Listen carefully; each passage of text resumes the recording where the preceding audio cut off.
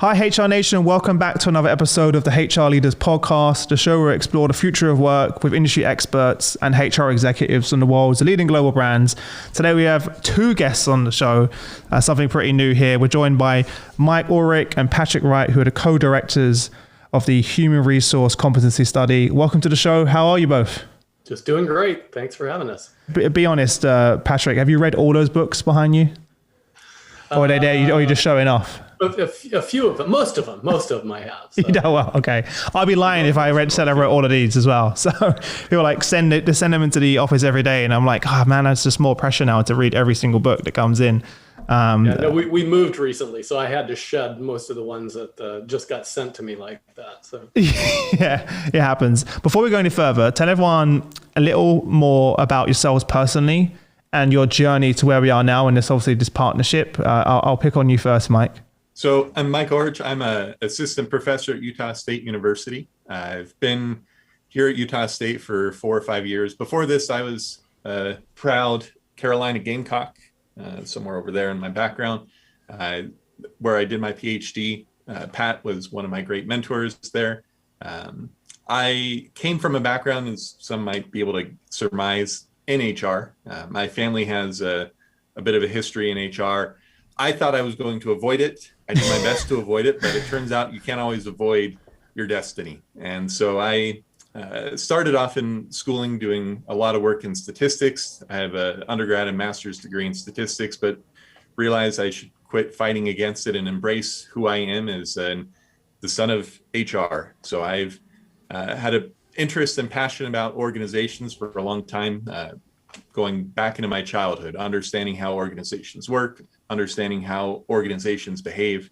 And that eventually led to me doing a PhD at the University of South Carolina, where I studied the role of strategic HR and strategic human capital in organizations. So lots to live up to.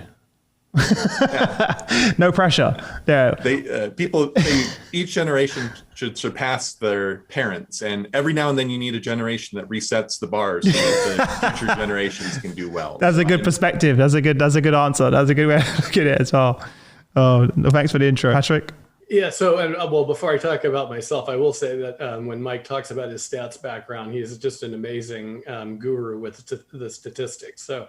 It's always been great working with him because he knows far more about stats than I do, particularly given the way the statistics have changed over time. You know, I got my PhD like 35 years ago, so the world is different from what it was back then. But so I'm a professor in the Darla Moore School of Business at the University of South Carolina. I'm also the director of the Center for Executive Succession, and our mission is to be the objective source of knowledge around the issues, challenges, and best practices with regard to C-suite succession. And so, we're not a consulting firm. We don't do anything other than research around C-suite succession, particularly CEO succession. But I've been working, before that I was on the faculty at Cornell for about 16 years. And while there, I ran their Center for Advanced HR Studies.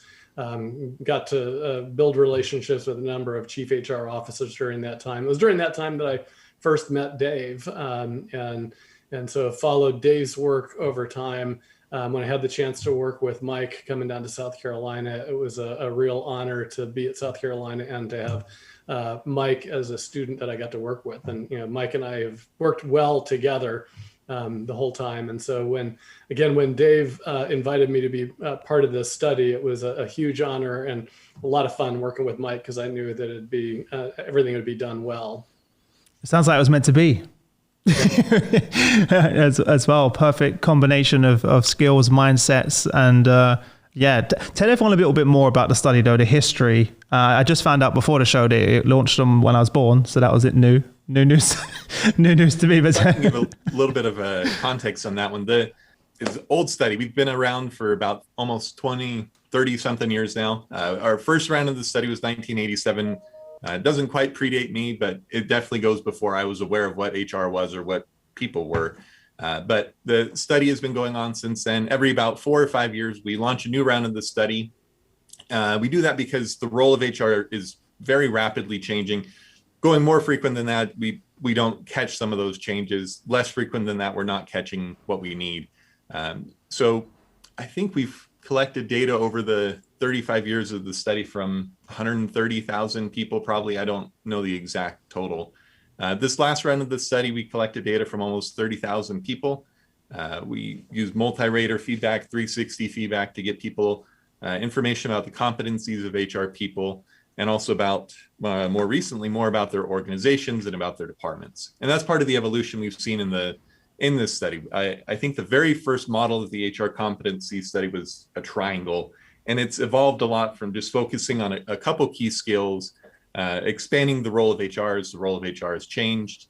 And more recently, in the last couple of rounds, we've been focusing more about the role of HR in building capabilities within organizations. So it's not just about building our individual competencies, it's about figuring out what we can do to make sure our organizations are actually doing well and not just doing HR because it's something we enjoy. Yeah, especially over the last 15 months, it's changed dramatically, right? We recently had our Chief HR Officer Summit. We had like 8,000 Chief HR Officers join us for 8 hours to discuss some of these topics. And it's like, we're talking about things that we've never spoken about before, right? Things that we thought that were like 5-10 years away that are now present and with us in our reality as well. So talk us through to kind of, I noticed like from reading, I've had a chance to read it and looking at talk us through sort of the 3 aspects of business capabilities that you look at in the study, but in terms of the intersection between HR and the business. So in general, there are kind of 3 broad categories we're looking at. Most of these capabilities are a little bit more focused on things more directly related to HR. So we're not looking around capabilities about managing finance or those type of things. Mm-hmm. The 3 broad ones, we'll start with diversity and social responsibility. Broadly speaking, how the organization manages social responsibility. That includes diversity, equity, and inclusion, among other things. It also looks at the flexibility of our HR systems and our HR human capital, the employees within our company. And then broadly speaking, a collection of capabilities that align with the strategic role of the organization, how we create differentiation in the marketplace within our company. And those focus around culture and leadership and shared mindset. And mm-hmm. broadly speaking, we have a group of about 10 different capabilities that help us align better our organization to our strategy. Yeah, and so I think that's probably key. And as we've been presenting this, Mike is focused on the business capabilities. He mentioned early on that the studies kind of expanded over time from focusing simply on individual competencies to more about capabilities. And the section that I've been focused on is the HR department and kind of what are the things that the HR department, we say characteristics of the HR department that actually help build the capabilities and help drive business results. And again, we measured 7 different characteristics, but the 3 that tended to have the greatest impact were the employee practices, so kind of the HR practices that are in place throughout the organization. The stakeholder value, and that was, when those practices were designed, were they designed with keeping in mind meeting the needs of all stakeholders, not just the shareholders. And then the third component was capability support, and that is a function itself viewed as helping to build and support the business capabilities necessary for the organization to succeed. And so those are the 3 kind of, and you could almost call them HR department capabilities, but the 3 things, 3 components of the HR department that had the strongest impact on business results. Where do you see the biggest challenge then for HR moving forward? Because I'm sure that everyone listening probably agrees with you, but the answer is that where do I start to start having some impact on these areas? Well, so I will always start with, and Mike's done a great job of talking about the business results piece. One of the things that came out in terms of the competencies, one of the most critical competencies, it was what we referred to as accelerates the business. And you can go back to early on when we talked about business partner and all of that. And again, as I talked the other day, one of the reasons that shows up as being a major driver of business results is the fact that there's variation there. So what that means is that even though we've been harping for 35 years about needs to start with the business, understand the business, understand how the business makes money, understand the context of the business. There's still HR people that don't do that. If everybody was doing it, there wouldn't be any variation and it wouldn't be a driver of business results. So again, where do you start? I think it is understanding the business, understanding how it makes money, understanding how people can be a source of competitive advantage, and then understanding the role that you play in HR to help be able to leverage that as a way to help the business compete. It's interesting you say that, because that comes up every single interview that I do, and I'm like, we still talking about that? Like, is that not is that not happening? Yeah. Even I've been doing this for 14 years now. I've been doing this, and we're still talking about HR leaders understanding the business, seat at the table, and I'm like, really? We haven't gotten. There's still HR leaders out there that don't. Yeah, well, yeah. I mean, everybody says they do, but it's kind of at different components, right? So I did an exec program with people from 5 different companies, 4 of which would be kind of major, well-known companies, and these were all in each company. We had 5 people from HR professionals from that company. And I took them through kind of a business model and thinking about, how does your company make money in terms of, revenue generation, margins, variable costs, fixed costs, all of those things. And then said, okay, so think about, what does HR do to drive revenues? What does HR do to drive costs, fixed costs? What does it do to drive variable costs? And they struggled with that. And at the end of it, I had somebody come up to me and say, yeah, this is the way we should be thinking about it in HR. Well, you're a premier company, and that's not the way you're thinking about it. So again, I think people can talk strategy, big picture, but a lot of HR people are kind of quantiphobic, and so they don't want to get into the numbers necessarily. As we were designing this study, we actually joked a little bit of a joke. I was more serious than others, that instead of asking how well do you think you know the business, or how well do you think you know strategy, actually giving them an exam from a finance class. Oh, they'll be terrified. How do you calculate these financial metrics? How do you quantify these things? And I got overruled, which was probably a good call. Otherwise, Mike, there'll be no survey results. no one would have completed it. None past that point in the survey for sure. So. Yeah. That does sound strange, because there's a difference between knowing what product you sell, your industry, the marketplaces, versus what you're describing, the actual numbers. How does it link back to everything that we do, and both directions as well? So what were the biggest surprises that you that came out of the study? Or was there anything that really surprised you? So one thing to me, and this, I don't know if it's necessarily full surprise on this round, but over the last couple of rounds, we've really been seeing the role that this broader sense of organizational capabilities play in business. I think the McKinsey report, the War for Talent, came out 20 something years ago now. Yeah. And since then, we've been just so focused on talent. And what we're finding is talent definitely has a huge impact. But if we focus strictly on talent, we're missing opportunities to build these other more impactful capabilities. And in general, we find that the impact of individual talent matters, but what matters a whole lot more are these sense of broader capabilities. What is our organization actually able to do?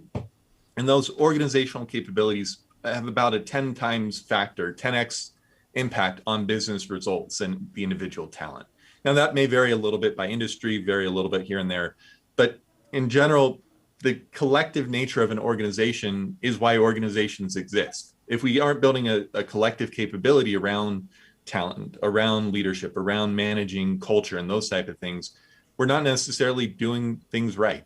There was a quote I love from an academic article a long time ago that said, biggest problem with talent is it walks out the door every day and there's no guarantee it will ever come back. And we find that when you build a capability, it's more robust to individual people. I could ask you, Chris, but I don't want to put you on the spot here, how robust your HR Leaders podcast is to you as an individual versus a broader capability your group may have. If you were to decide to hang it up, could your company, could your podcast continue on after you? It's a good question. I think right now the answer would be no. Yeah. The answer would probably be no. We've had that conversation before, because the show is a big part of what we do and it takes up a lot of time. And we thought about, when we scale the business, can I sit in this seat every day? And can we have someone else, a member of the team, take over and host different shows? So yeah, we definitely need to build that to be able to do that. It's very interesting. Yeah, I would build on that as well, because I think when the world went kind of extremely focused on talent, it kind of missed the question about why, what talent and why. And again, I think this is going back to that business orientation. Lucien Alzari, who's the CHRO at Prudential and was at Maersk and Avon before that, he talks about the fact that you really, as a company, need to know where do you need world-class talent and where is good enough. And I think in HR we were trying to focus on world-class talent all the time, and that's just not feasible, right? I mean, it's just there's only so much of it out there, and the key is let's understand the value that we're trying to create for our customers. What's the capability in our organization that allows us to deliver that value? And then who's the key talent within that capability? That's where we need to have world-class talent. Lots of other places, good's good enough. Mm-hmm. We don't need to be seeking the absolute best talent there. And I think this is where we got into a lot of discussions over the last few days. It's not just the talent itself, but it's those relationships and the capability of being able to work together to achieve something. Dave always talks about the fact that whoever scores the most goals in the World Cup, seldom does that team, it's like 20% of the time that team actually wins the World Cup. We're seeing it in the NBA right now with some of the teams that are left. They're not the teams that went out and poached the 3 best players and then tried to build a team around them. They're teams where you've got people that understand their roles and they're all playing together. And so I think that's the thing that we've missed by being so super focused on talent, is that we're not understanding who's the important, and then how do we get that talent to work together. Yeah, it's interesting you say that, because we all know that's the reality, because we've all worked in organizations that we don't have 100% world class, like not everyone's a striker and scoring the goals every time, but without my team and everything they do in the background, I can't do my job. And we can't be successful, but yet as organizations we still have that focus that we work towards. When you do these, how often do you do the study, like at least the survey? Every how many years, typically? Every 4 or 5 years. Every 4 or 5 years, and then what's the goal of the outcomes? How do you execute on the findings? What does that look like, just for people that are listening? So our main goal is when we find interesting things that we think are going to drive the field forward, we go and talk about it. Pat's written with us a bunch of articles on LinkedIn. We often put out books. We put out webinars and podcasts and all of that stuff, because if we don't believe in our results, we just not put them out there. So do our best to talk to people as much as we can, because we really do believe focusing people on these things about why talent matters, how we build these capabilities, that's when we're really going to make an impact on the field. We're not doing this just because we enjoy it. If anyone's ever done lots of statistical analysis, it's not fun. It's not enjoyable. That's not how I would rather be off with my family doing other stuff. That's your job though, isn't it, Mike? For now, yeah.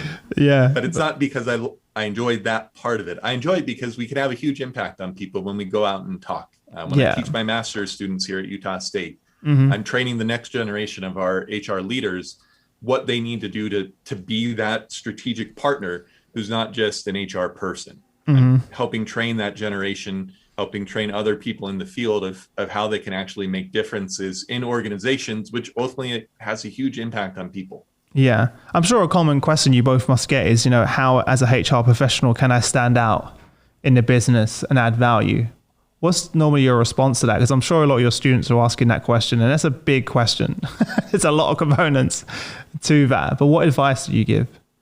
Well, so I'd say, we think a lot about this at South Carolina. So we've got a master's program in HR. And we've got about 40 students a year. And we've thought about how to differentiate our program. And, one of those ways is to provide that kind of senior level perspective. So I usually bring about 10 CHROs into my class to talk about, how they and their HR function are supporting the business. And so that helps, but it also helps the students from a professionalization standpoint to know how to talk to a CHRO and not to be scared. And so we'll often hear when they come back from their internships that, all the interns met with the CHRO, and they were there asking questions, and none of the other interns asked questions because they were scared to. And so I think there's part of that is that professional confidence that what you're doing. But then we also really hit them really hard on it's all about the business. So we do an orientation. Shouldn't tell the secret in case anybody of our future students are listening. But, we do an orientation where we have a assessment center on day one, and the students come in and they are divided into groups, 5-person groups, where they do a leaderless group discussion. And we've got myself and maybe a second-year master's student or a PhD student that's in the room assessing those students, and they're putting together a presentation for the board of directors. And so as they put that presentation together, we just watch, assess, take notes. They come in and do the presentation. Well, the board is us, all of the faculty and the other assessors, and the students get about 30 seconds into their presentation before we start berating them, because they just wow, have a master's program in HR, and so they want to go to the HR stuff. And our immediate response is, what do you care about HR? Why are you talking about HR? What about our business? How are we going to make money doing this? How are we going to be able to find the money to pay for these programs that you're talking about? And so it's from day one trying to instill in their minds that, yes, this is an HR program, but the purpose of HR is to increase the effectiveness of the business. So you have to start with what's going to make the business effective and then think about HR. And again, I think that's the same way when people are out in organizations, is if you are talking about the business all the time and you're never talking about HR without being able to start with what's going on in the business and then how does that tie back to what we're doing in HR, that's going to make you stand out. Mm-hmm. And that's I think it was ingrained in my head when I was like 17 and first came across your dad when I got my job. And he was on stage keynoting a summit where my first ever job. That's how I met Dave. And I remember him saying, HR is not about HR is about the business. And I kind of just stuck in my brain over and over again as well. But it does come back to that. That sounds like a pretty scary experience, by the way. but it's better to have it in that situation, in that environment, and be prepared than to be in that seat and then all of a sudden be in that conversation as well. So I think that's really helpful that you put people in that real life scenario. Yeah, the classrooms become known as the room of doom. So we have all these glassed-in conference rooms. The group that's next to it said they could see the groups go down towards the room, and they're all laughing and smiling. And then as they're coming down, their heads are down. We've had some people cry, but we do debrief them after. Yeah, it feels like my first sales job where I basically walked in a room and all of the directors were like, sell to us, sell this product. And I was like, what? And then they were like, here you go. And they gave me a hole puncher, literally a hole puncher, like, sell that to the room. And I was like, in front of everyone? They're like, yeah, stand on your chair. It was the most terrifying thing I've ever done. But from that moment onwards, I came prepared at all times as well. So, yeah. That reminds me, I've done some other research on HR analytics and other things, and it kind of ties into what Pat's saying. HR is in such a unique position because we, in theory, touch so many different parts of the business. We have access to so many different parts of the business. Mm-hmm. And with that access, we have opportunities to learn the business probably better than most other functional people in an organization. But I think our problem is we don't often ask those critical questions when we're talking to the finance team, when we're talking to the marketing or the ops team or whatever it is we're doing. We often just see our role as the HR person in that conversation, as opposed to saying, we're here to provide insight. Let's also see what we can learn from these other people to make sure we're providing the insight we need. And so in one of these projects I did on analytics, the guy said, anytime he was working on a project, he used that as an excuse to better understand the project, the company, the strategy, whatever it was he was working on. And I think for us in HR, we should be doing the same thing. Anytime a business leader comes to us with a question, it shouldn't just be, what do I need to do as an HR person to do it? It should be, what can I learn about our business that I don't currently know so I can be doing my job better? And so that I can not only do my job better, but I can help my company more effectively. Yeah. And Pat, I think I'm going to steal that. We have assessment centers, but we tend to do them on the application side. We don't do them in our orientation, but I love the idea. I remember doing that as a PhD student, being one of the people drilling into the incoming master students, and it was fun a little bit. It's fun when you're on that side. Yeah, exactly.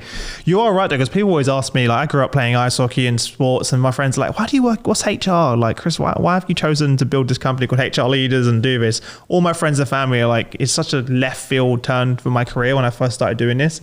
And that was one of the fascinations, is when I first started speaking to HR executives around the world, I realized, like you said, Mike, they're at the heart of every organization, and unlike other functions, they touch every single part of the business. And I think I think I picked it up in one of your articles, and I think you spoke about it. You said, when HR professionals step outside of HR to talk to line managers, what are the nature of those conversations? What are the questions should they be asking? And it should be a lot more intentional about that and making use of those opportunities. And speaking to the most successful CHROs around the world, they have that in common.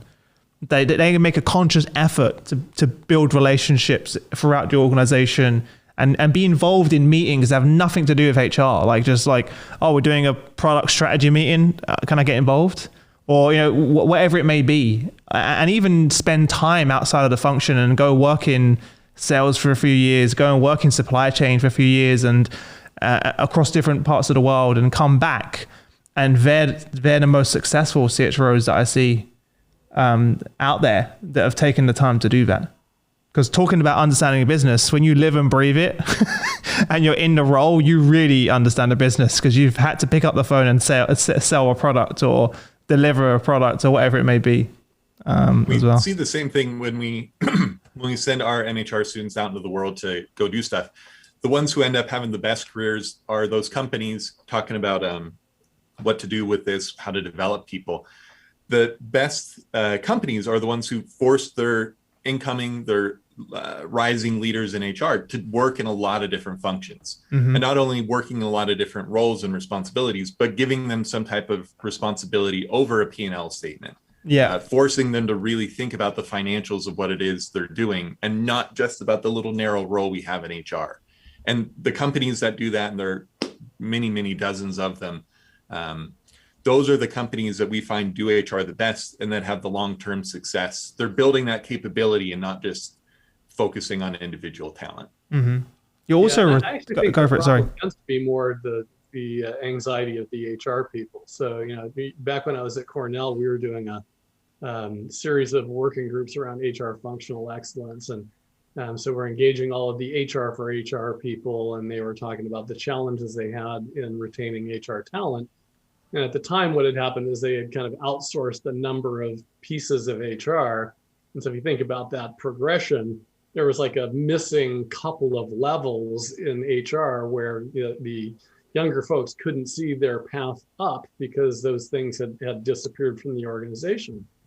At the same time, they're talking about the need for HR to understand the business. And so I actually suggested, it seems like these are two problems that together solve themselves, right? Mm-hmm. Instead of those two spots that are missing now in HR, why don't you put your HR people in line positions so that they better understand the business, and then you can bring them back in at that next level.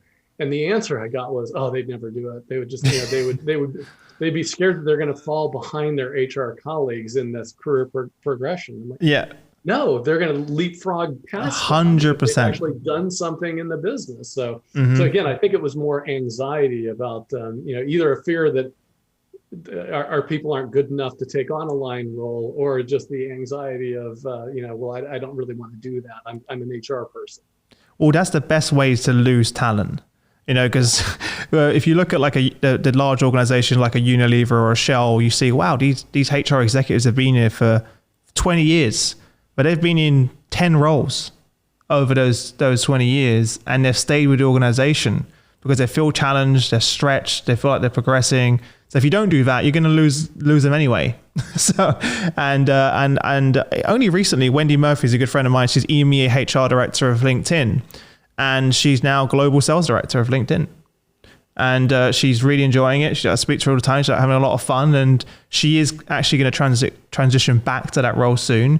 But she spent the last three years on the road selling LinkedIn talent solutions to her peers actually. And she was like, this is amazing. I got a newfound, appreciation for what my sales team do and what that looks like as well. And by the way, for everyone listening, she told me, Wendy won't mind me saying this, she was scared. She was nervous, but that was actually one of the reasons why she did it, because she understands that putting yourself in that uncomfortable situations is where the magic happens and where the growth happens as well. So yeah, I think it's super important to do that. What do you think the biggest, it's again a big question, but given the last 15 months that we've had behind us, what do you think the biggest shift in HR has been? What I think that COVID has really done is sifted out the wheat from the tare in HR. HR in a lot of organizations has been building up towards the strategic partner. Most companies, HR is sitting at the table. What COVID did and what the pandemic did is say, in some situations, HR got pushed back to the side, got relegated back to the minor leagues, basically. In other contexts, those HR leaders who were able to deal with the ambiguity and the complexity and the uncertainty surrounding COVID, who were able to add the business insights, add strategic insights that were helpful and not just the operational stuff. HR obviously had to do that as well during COVID. Those are the ones that I think are going to be propelled even faster coming out of this. The other ones, it really showed how many of these HR groups were prepared to be that strategic partner, that strategic value creator and influencer within an organization. And I think a lot of HR companies, a lot of HR groups just didn't have what they needed to add that value. And I think COVID has really drawn the line in the sand for many of these HR people. Yeah, I saw that particularly with the CHROs. I mean, actually, since there was nothing else to do during the lockdown, I started writing on LinkedIn back then. And one of the predictions I made was that as we came out of it, you were going to see a pretty significant turnover among CHROs. Now, there were going to be two reasons for that. One was going to be because CHROs saw their leaders treat people like just absolute crap. Mm-hmm. And they were not going to want to work in that company or work for that CEO anymore. And then there were going to be a number of CHROs for whom the CEO looked at and said, this person just doesn't have it. They can't lead us through this crisis. And so, as soon as we're done, we're going to move on to somebody that can do that. And so, I mean, again, to Mike's points, some of the HR leaders stepped up. And when they stepped up, they actually did a great job of being able to, show the value that HR can bring, particularly in a crisis. And some didn't. And so I think reputationally, on the whole, I think it was positive. Because even those that saw the poor performance of HR, those leaders now understand what good HR could do, and particularly in a crisis. And so I think, they've probably raised their expectations for what they want. And so I think that's going to be the good thing that will come from this. But, it was going to cause some pain in the process. Mm-hmm.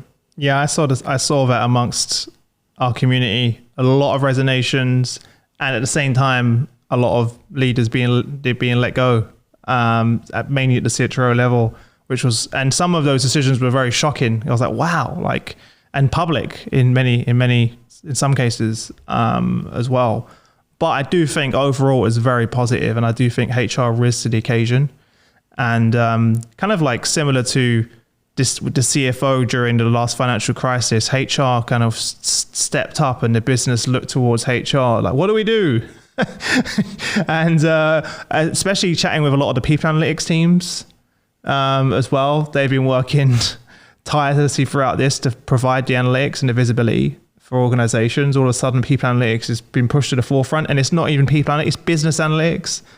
It's not people analytics or HR analytics. It's the business.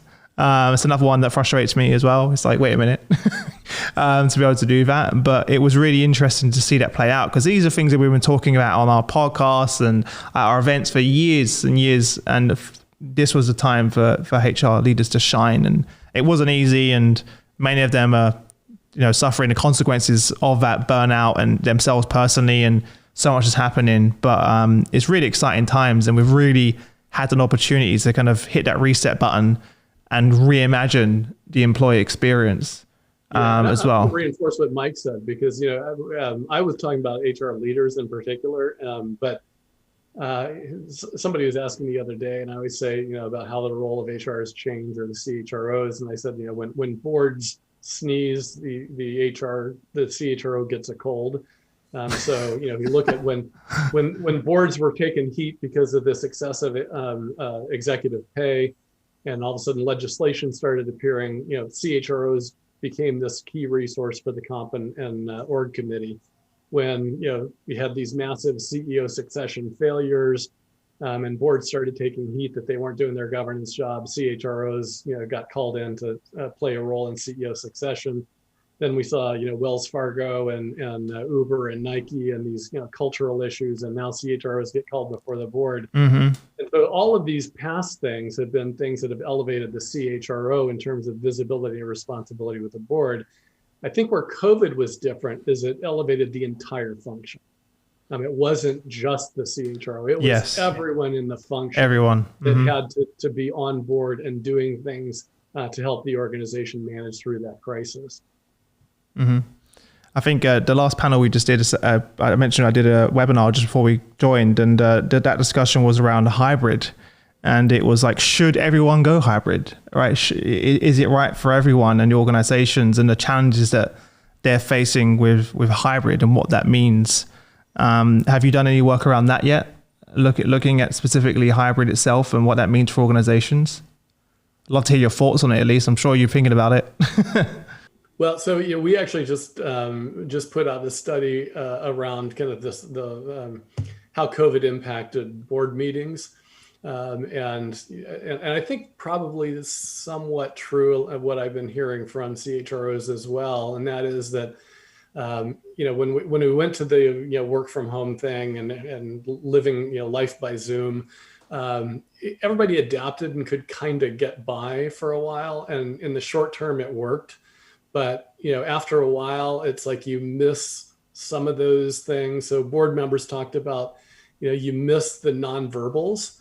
You can't see the executive team, and are their legs crossed? Are their arms crossed? Are they looking like they don't like the CEO? Yeah. You don't get a sense of that. And then you also miss the conversations, the offline conversations that happen, at the reception or over dinner, things like that, or on the way to the restroom, whatever it is, that face-to-face thing. And again, I think we saw the same thing happen in organizations. Early on, we went to Zoom, and you can kind of get by this way. And I think people began to say, so this is the future of work, right? We don't need this real estate. Everybody's going to work from home from now on. Well, we got partway through, and all of a sudden we realized it doesn't work that well. There's stuff that gets missed there. And so it's not as effective, and then it's not as fulfilling, because we're social animals. We want to be around people. We want to be able to talk to them, be face to face, all of that. And so that's why I think, we'll see this kind of a hybrid mentality, but I don't think it'll be so much some people are working from home all the time, some people are working in the office all the time. I think it's going to be much more of we'll have some flexibility, but we want you to be in the workplace most of the time. Mm-hmm. And there will be times that it may be appropriate for you to work from home, whether that's 1 day a week or 2 days a week. But for the most part, it's good for the company, and it's good for you to actually be in the workplace. Mm-hmm. I suppose it really depends on individual circumstances, obviously, for that. And I think a lot of people have discovered a lifestyle during COVID that they don't want to give up. Like having breakfast with my kids, or being able to go for an afternoon walk, with my daughter, or whatever it may be, for you. But you are right in the sense of, like, for us in the team, we have particular every week we come in a few times of the week, dedicated days to collaborate. We also have now once a month we have a team activity where we go out and just bond as a team. To get away and just have that. And basically we're having to be more intentional about recreating those moments you're describing. Those water cooler meetings, reception, lunch. We have to, in a digital world, they're not just going to happen themselves. So we have to be very intentional about making those moments happen, because they're super important as well.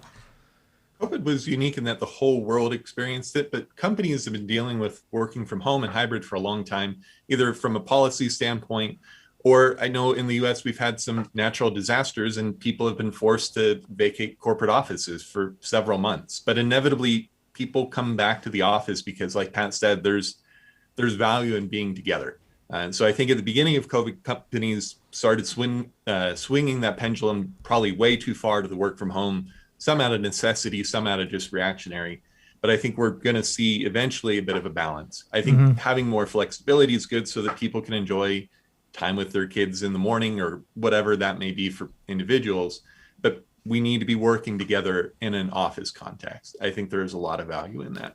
Yeah, and it's impossible to really instill culture absent that face-to-face interaction. Again, board members said, we brought a new board member on and they went through a virtual orientation, and it's okay. But if we bring on a second and a third, and we've never had the face-to-face with them, it's going to be really hard for them to understand this kind of culture of how the board works. And again, hearing that from CHROs that, we could bring some people in this virtual environment, whether it was on the executive team or whatever, and one or two, it's okay. But you start getting, if you've got some turnover, and all of a sudden a third of your workforce a year or 2 years from now came in virtually and have never really had that face-to-face experience, it's impossible for them to understand what the culture is like. Mm-hmm. Yeah, I can't imagine early in my career as a 17, 18-year-old being onboarded virtually and never kind of walking the sales floor or throughout the organization, feeling the energy, meeting people, those conversations. That is the DNA of the culture in organizations. So it is going to be a challenge. There are companies that are saying, it's for our communication, which is what defines our culture, the way we communicate every day and the actions we take, etc. But I do think you can't have that without that face-to-face as well. Before I let you both go, we cover quite a lot, but where can people learn more about your work? Definitely, for everyone listening, if you click the link below, I've already included the LinkedIn link to both the LinkedIn, to Mike's and Patrick's LinkedIn. So make sure you go follow them there for the articles. But where can people learn more about the study and follow you both? So rbl.net. RBL was one of the sponsors along with University of Michigan. RBL results-based leadership.net will have a link to the HR competency study on that homepage where you can get more information about the study and do assessments and learn more about it there. Fantastic. And both on LinkedIn, anywhere else to follow you? That's it. Best places. That's it. All right. That's enough, Chris. We're just doing it on LinkedIn. Don't worry about all these other social media platforms. That's fine. I'm a very bad millennial. Yeah. Well, it's good that you're doing more podcasts, getting out there, the LinkedIn. Well, it'll be great to see you on some LinkedIn Lives as well. Get some videos going on there as well. So we'll make that happen. But thanks again for joining us. I appreciate it and look forward to doing this again soon. All right. Thanks, Chris. Thanks. Bye-bye.